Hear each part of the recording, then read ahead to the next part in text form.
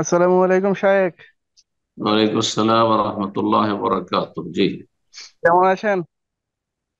জি, আলহামদুলিল্লাহ। বলেন, প্রশ্ন কোথা থেকে বলছেন?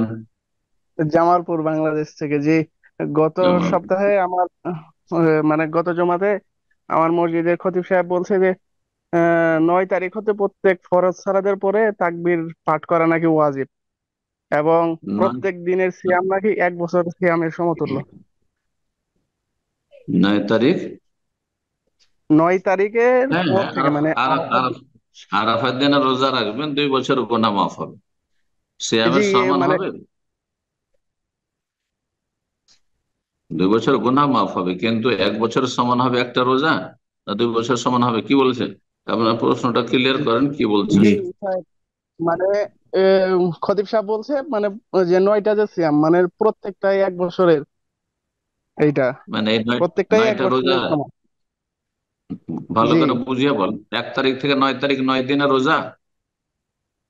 জি জি, মানে এই 9টাই ওই প্রত্যেকটা এক এক বছরের সমতুল্য। না, ভুল কথা। শুধু আরাফার দিনের রোজার ফজিলত হচ্ছে গত 1 বছর গুনাহ মাফ, আগামী 1 বছর। আর বাকি এই রোজাগুলি অন্যান্য নফল রোজার মতো, অন্যান্য নফল রোজার মতো।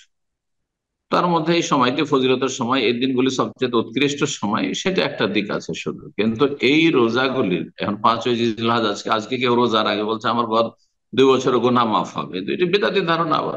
জি, না, ভুল কথাই। বাড়াবাড়ি কথা দিয়ে আসলে ইসলাম প্রচার করতে হয়। এই দ্বারা নিজেকে ছোট করে মানুষ, বুঝছেন না? আল্লাহ হেদায়েত করুন।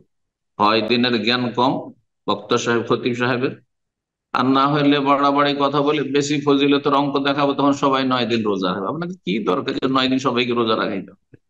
আরাফা রোজার বিশেষ ফজিলত বলে দিন, আর বাকি এই দিনগুলি ফজিলতের দিন, পারলে রোজা রাখেন, নফল রোজা। জি।